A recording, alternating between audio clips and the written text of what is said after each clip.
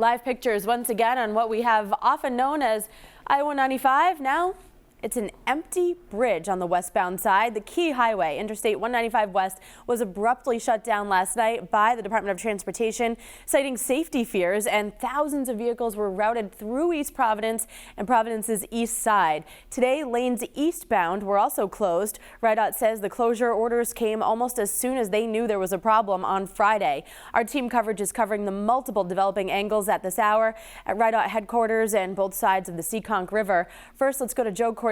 He joins us live in studio. Yeah, Kate, Governor McKee met with RIDOT Director Peter Alviti this morning. They went to go observe the damage of the bridge structure. Now, this closure has created headaches across the board, from computers to local businesses and emergency responders. Now, recently announced a single lane for emergency vehicles from East Providence to Providence on the Washington Bridge has been opened. Peter Alviti said they started 7 years ago, identifying over 30% of Rhode Island bridges were structurally deficient. There is a regular and routine bridge inspection program that looks at all the bridges on different schedules. Alviti said this bridge was last inspected in July, saying it was in good shape with no failures. Now, there are these anchor pins on each side of the bridge that hold major beams in place. If one of those pins becomes deficient, then it creates major problems, according to Alviti. The governor has been in contact with Senator Reed and the Transportation Secretary, Peter Buttigieg. Now, he's been talking about everything that's been transpired in the last 20 hours. The governor said that he'll be seeking any federal resources available. What's the plan? And how do we lower the inconvenience of something that could have been a very disastrous potential, and that's what we avoided. And now we're dealing with an extreme matter and a highly inconvenient one for people that are using that bridge. The governor will be meeting with all municipal leaders and discuss how to address the issues. And again, he stressed his office wants to hear from local municipalities who are affected. You can dial 529-HELP or email Commerce Rhode Island. We'll keep you updated throughout the day on this developing story. The governor also talked about the state of emergency and said he's going to gather more information and speak with the U.S. Secretary of Transportation, Pete Buttigieg, and try to get those funds flowing. Reporting live in studio, Joe Cortez, 12 News.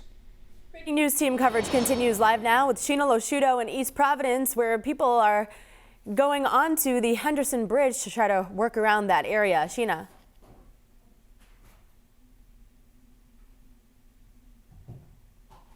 Is now taking 4 to 5 hours here in East Providence. I want to give you a live look. Right now, this is Waterman Avenue, and just to put things into perspective for you, at about 10:30 this morning, I interviewed a man driving about 0.2 miles down the road here. We finally saw him get through this intersection 2 hours later. This is James Street, where it meets Waterman Avenue, certainly the problem spot here. This leading to the Henderson Bridge, where people, of course, are trying to get to Providence. People are frustrated. They're late to work, late to school. They can't even just go down the road. And this is what we're seeing here.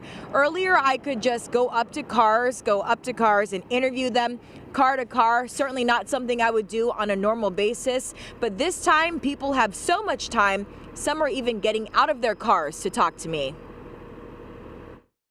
I left Barrington at like 7:30 this morning, and here I am. And this is usually a commute that takes like 20 minutes. I dropped my kids off at school 3 hours ago, and I've gone 1 mile. I was coming from Warren. I figured it wouldn't be too bad, but it's awful. We've been here for a while.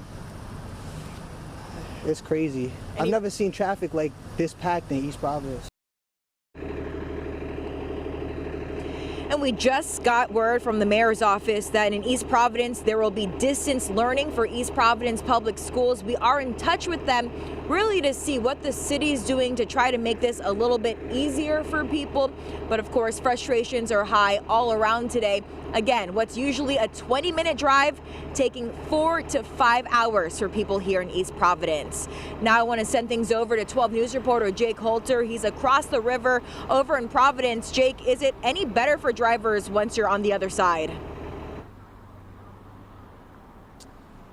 Sheena, it is. It's definitely better news once drivers get over to the other side of the Henderson Bridge over here on the east side of Providence. Once motorists hit South Angel Street, which is right behind me, that's where the traffic begins to break. Now, don't get me wrong, I've been out here all morning and the Wayland Square area is definitely much busier than usual. The typically quiet, almost sleepy east side of Providence, interrupted by the sound of large trucks and honking horns this morning, because as we've been saying, this is the outshoot of a major detour as a result of the 195 westbound closure on the Washington Bridge. Now, as Sheena was reporting, motorists have had to wind through East Providence in very heavy traffic to make it to the Henderson Bridge in order to get over to the Seekonk River. And like I said, once they get off, they filter here into the east side on South Angel Street, and then they'll continue on down until they hit Gano Street.